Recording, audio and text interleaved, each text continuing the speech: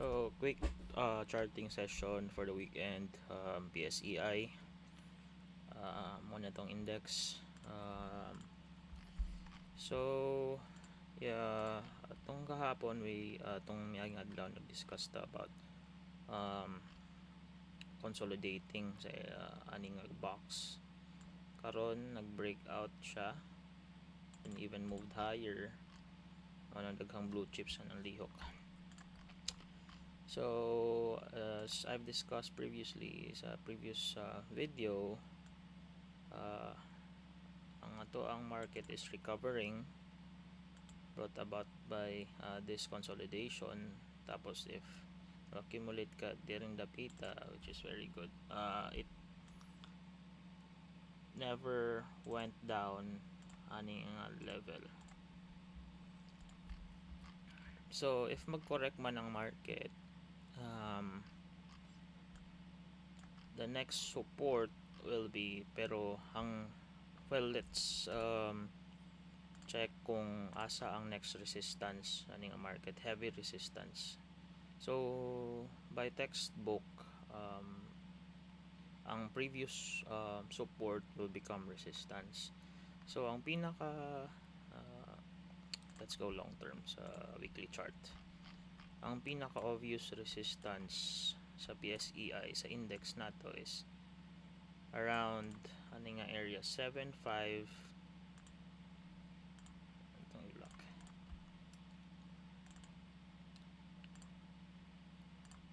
7.5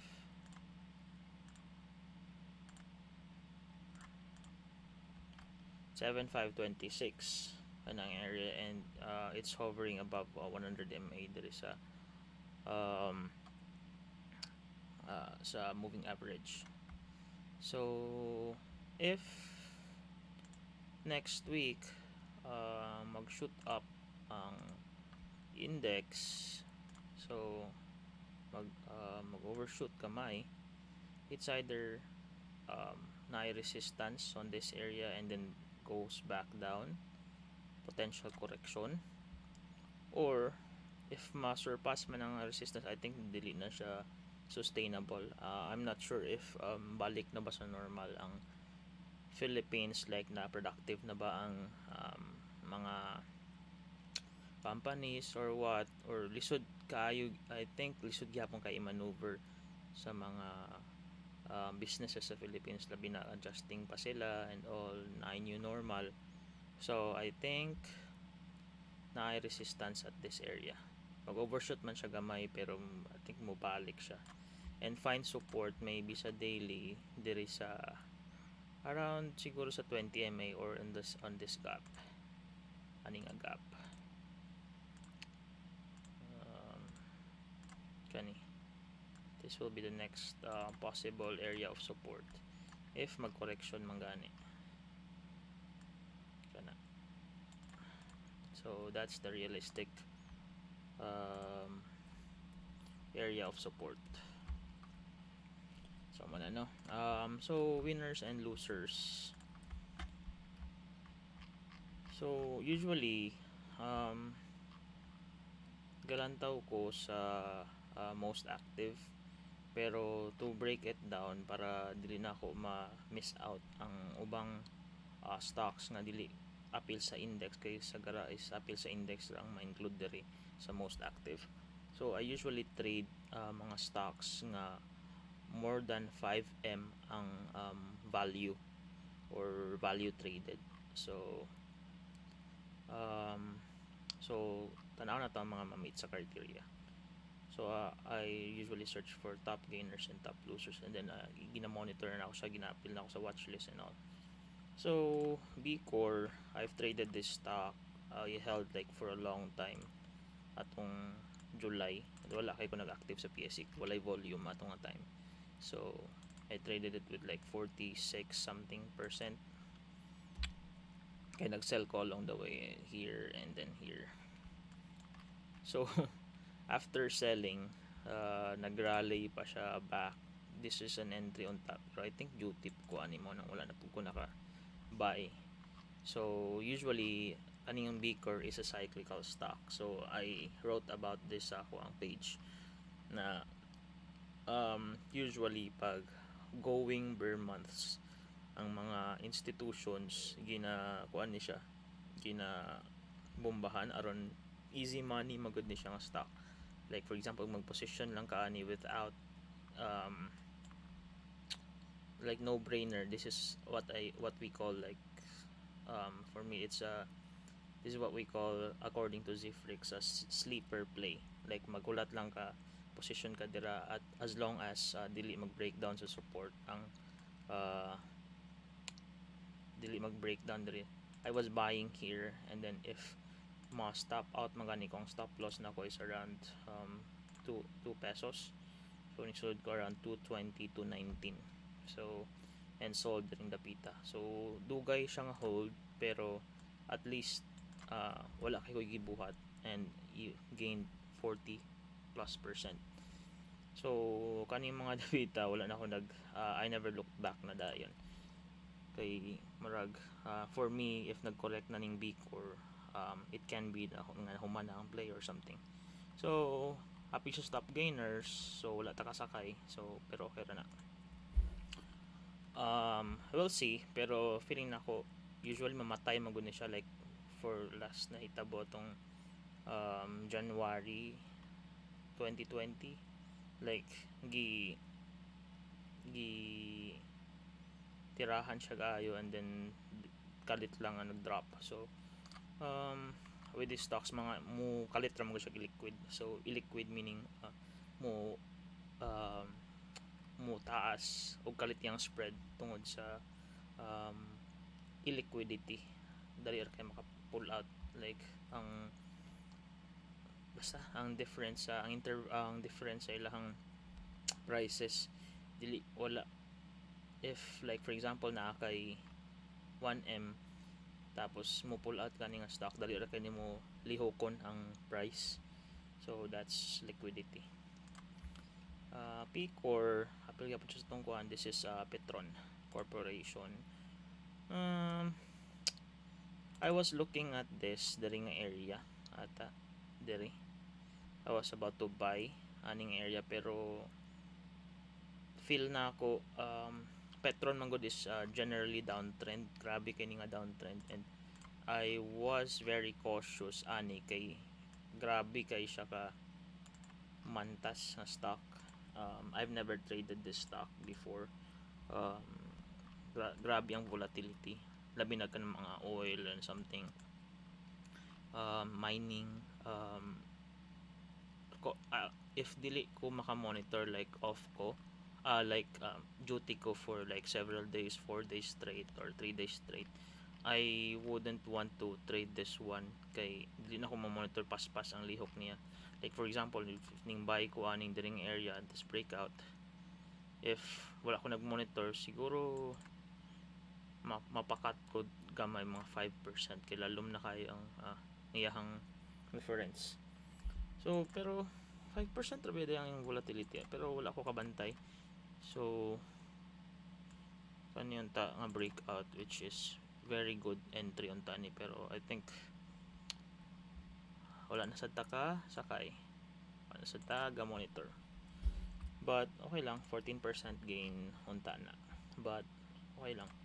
ASEN, this is all time high play. Na miss out yun na ako ning stock supposed to enter diri pero dako kayo nga candle. I was waiting for correction pa 20 MA pero wala na ko ka sakay kay lisod kayo if duty ka di ka focus unless ang stock is easy for me. Wala kasi nag-show setup kaniyon tato pero sige lang. If dra ako nag-enter siguro nasa 72% if nag-trail na trend following pero we'll look at the stock.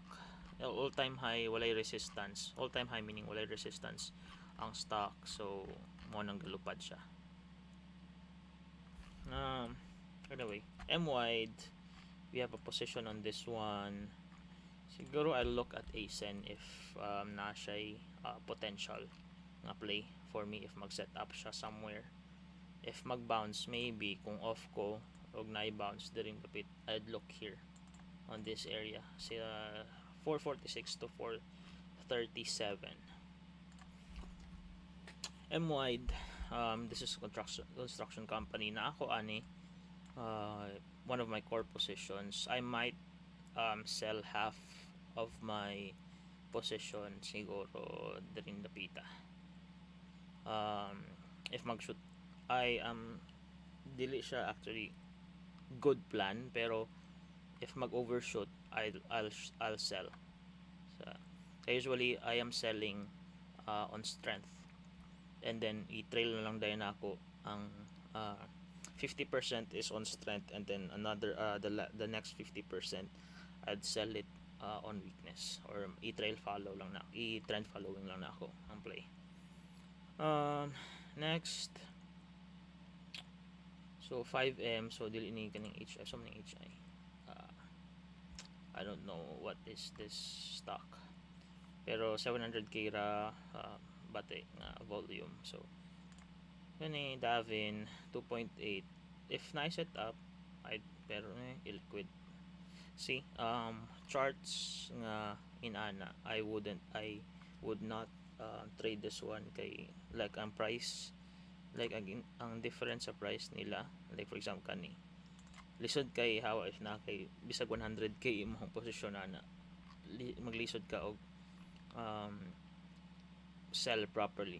Well, if maka-experience na mo of trading, makabantay naman so FAF, SMC is SM Corporation, San Miguel Corporation. So stock ni Ramon Ang. So shortcut tanan, no, nagkalit breakout. I'd look at this one if siguro ma-break niya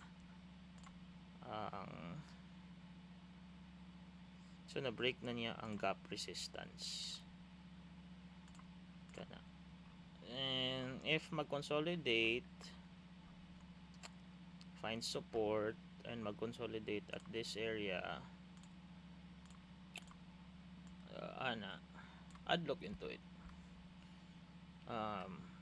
I won't buy at this time kay posible mag-correct siya aglalom, but I will for sure monitor this one. So ito lang i-plot kay medyo importante siya nga nice stock.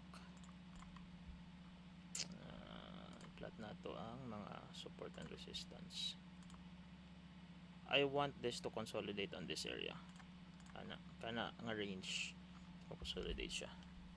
So karong quarantine daghang gainom, so siguro ning ramp up na siya. Fruit, so nag-cut ko ani like pila ra nga loss, like 1% ra. I bought here, tapos na-invalidate na akong trade idea because supposedly I want this to rally immediately after, and then atong the other day, Thursday I think sa Philippines, nag-breakdown, so dead siya. My cut loss point here was kani, pero since na-negate na akong bias, ako nag-stop ang position, siguro negative 1 ra, alos break even ra. That's how you manage your risk, kasi there is a high probability nga mo go down pa ni siya, pero as we know ning ramp up siya ambot nga, no. And isa pang nagpa decide na ako to sell this stock was ang yung earnings was negative, net income niya was negative 2,000%, which is bati nga performance during this time.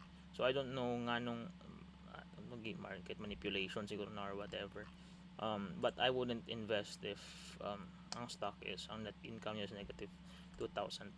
So fruit, pero let's see if nanay fractal sa IDC, pero let's see if kaning resistance, gap resistance, if ma-sustain niya na with proper consolidation, siguro I'll buy back. sa GT Cup, major stock kaning stock medyo bugat naman gud siya, 600 per share. Dili kay nako ma-maximize ang shares kay dili kayo ako ang portfolio. Siguro if mo pahit ko ani ma-allocate na ako halos tanan akong kuan if gusto ko good volume, pero nice stock. Nag-breakout na, medyo acceleration point na bud siya, so I wouldn't. Gan kay stock nga ng lupad sa PSC, so walay port siguro karon nga pula. IDC nice play pod, kaso notorious kani nga stock nga mukalit kag bali, pero worth watching if gusto mo mag-trade og mga high like 2 days hold, 3 days hold, so okay ra. Euro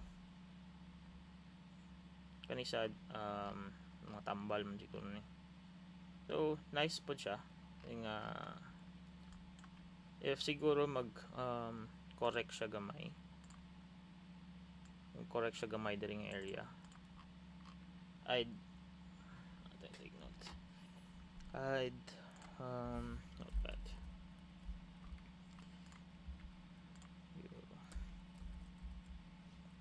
So 11, 21, 20 euro. I like the setup, so I put that on. ZHI 5M siya, so manang ako ang gisulat. ZHI is okay, goods po siya, pero like I said, illiquid, pero kani pwede nimo gatasan ni yung inani nga stock like one day play, ceiling plays. Pero if duty ko, I wouldn't buy this kay at high risk play na siya, high reward pero high risk play. ALLHC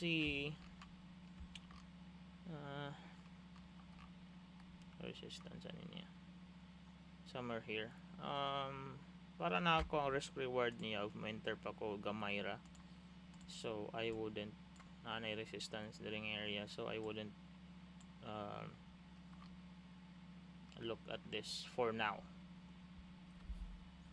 So top losers,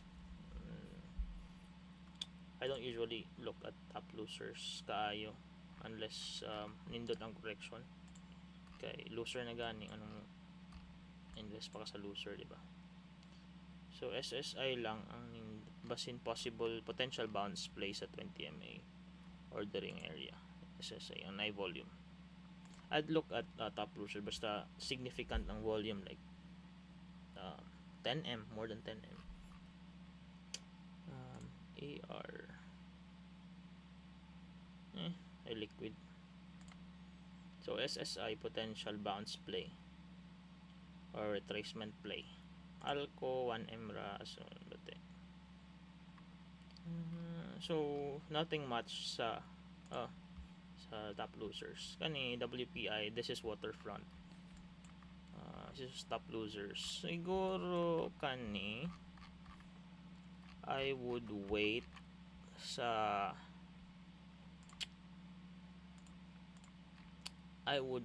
if mag trail siya, mag reverse mean reversion siya with 20 MA, and then I will look to buy kay medyo early pa siya nga trend.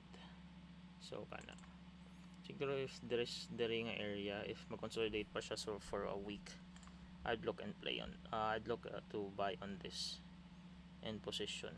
Siguro I'd cut my losses diri or below 20 MA if mo fall siya diri area, depende sa price action. So kana lang, happy weekend. If gusto mo mag open og account, philstocks.ph. Just click open account, and I think online ra halos tanan. I-scan ra ninyo ang inyong requirements like government to valid na IDs, proof of address, and your funding after ma-approve na yung account. So ano lang, thank you and happy weekend sa Pilipinas. Alright.